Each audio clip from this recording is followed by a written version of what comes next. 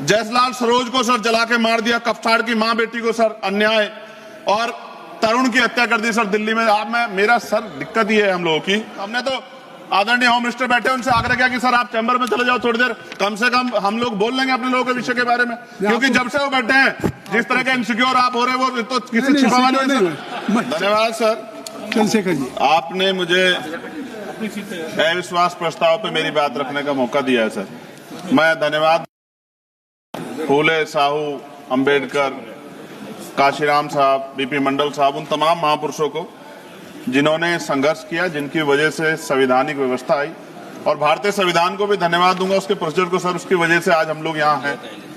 माननीय बाबा साहब अंबेडकर ने कहा था कि स्पीकर के कर्तव्यों के बारे में कि स्पीकर को निष्पक्ष और स्वतंत्र होना चाहिए, उसे सदन के नियमों और प्रक्रियाओं का पालन करना चाहिए और सभी सदस्यों के साथ समान व्यवहार करना चाहिए।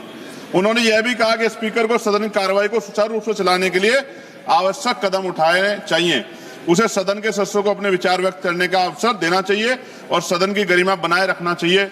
बाबा साहब ने स्पीकर की भूमिका को बहुत महत्वपूर्ण माना और कहा कि वो सदन के संरक्षक है। कभी सर इधर से अव्यवस्था होती है, कभी इधर ये वाले नहीं चाहते सत्ता पक्ष वाले, और हाउस डिजोल्व हो जाता है सर।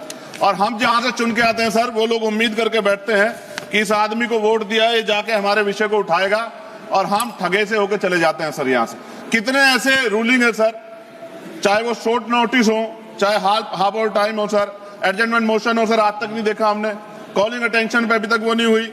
193, 184 सर, इतने हमने दिए, कहीं गायब हो गए, पता ही नहीं चला सर। ईरान पे चर्चा होनी चाहिए थी सर, हल्ला मचा। क्यों सर? क्योंकि गैस के दाम बढ़ रहे हैं और ऑयल की भी दिक्कत सर देश में पैदा हो रही है। जो बिल आते हैं सर, हम उस पर इसलिए बोलना चाहते हैं, हम ये कोई ऐसा नहीं सर कि हमें कोई बहुत जरूरत है यहाँ गिड़गिड़ाने की कि हमें बोलने का मौका दीजिए, क्योंकि जब इन बिलों को रिसर्च होगी आने वाली पीढ़ियां करेंगी तो हमारा पक्ष क्या था, हमारी आइडियोलॉजिकल हम कहां खड़े थे, ये देश जानेगा, आने वाली पीढ़ियां जानेगी। इसलिए हम बिल पे बोलना चाहते हैं, अपना पक्ष रखना चाहते हैं सर। 2.5 साल हो गए मुझे यहाँ SC ST पे जो अत्याचार हो, NCRB का डाटा उठा के देखो सर, अभी 1.5 साल हुए। 1.5 हुए सर। अच्छा हुआ सर आप जोड़ रहे हैं सर, अच्छी बात है। 1.5 हुआ सर, वो इसलिए जोड़ रहे हैं, डिप्टी स्पीकर बनना है उनको। चलिए सर, जो भी मैं कह रहा हूं सर, NCRB का डेटा जो कहता है सर, लाखों बच्चों पे, दलितों पे, पिछड़ों पे, आदिवासियों पे हत्याएं होती है सर, क्यों नहीं चर्चा होती इस हाउस में सर? क्या उनकी माओ का दर्द नहीं होता पैदा करते? क्या दलित, पिछड़े, आदिवासी सर इंसान नहीं है सर?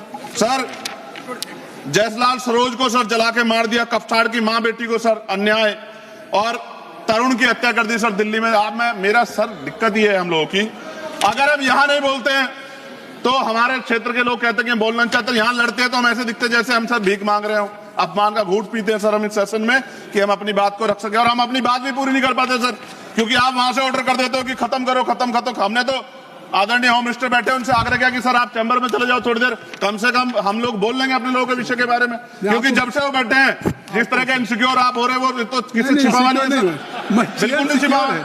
मैं तो आग्रह करूंगा आदरणीय गृह मंत्री जी थोड़ी देर बैठ जाए सर, तो हम लोग को बोलने का मौका मिल जाए। सर एक सेकंड, आप सबको समय मिल रहा है सर, आप बहुत, आपका सबसे ज्यादा आप चेक कर लो, सबसे ज्यादा आपका होता है सर। डिप्टी स्पीकर नहीं बनाया गया सर, चेयर और पैनल की जरूरत नहीं पड़ती आज, अगर डिप्टी स्पीकर बन जाता।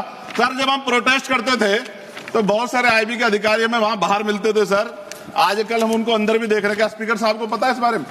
सर भारतीय संविधान के अनुच्छेद 98 में संसद के प्रत्येक सदन के लिए एक अलग से सचिवालय का प्रावधान है, ओवैसी साहब उस पर बात कर रहे थे।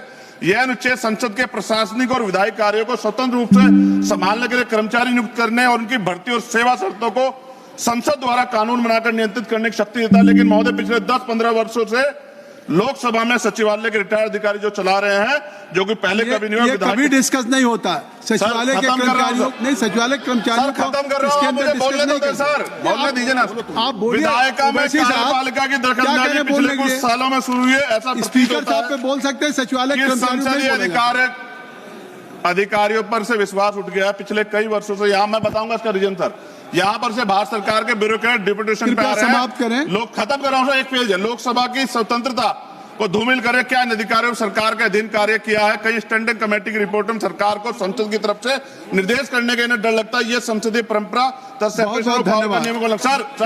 आखिरी पेज सर, 1 मिनट 30 सेकंड दीजिए सर।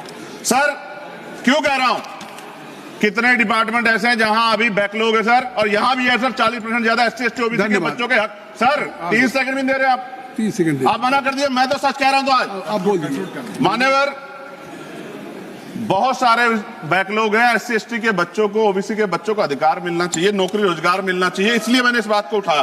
कई वर्षों से लोकसभा में नियुक्ति भी नहीं हुई, रिटायर्ड कर्मचारियों को समाप्त कॉन्ट्रैक्ट करिए। रखा है। माननीय लोकसभा के सदस्य कर्मचारियों के निकट में अब सरकारी, सर हो गया, समाप्त हो कर रहा गया। हूं, मेरी सरकारी बात घर भी की माने। व्यवस्था सुनिश्चित की जाए।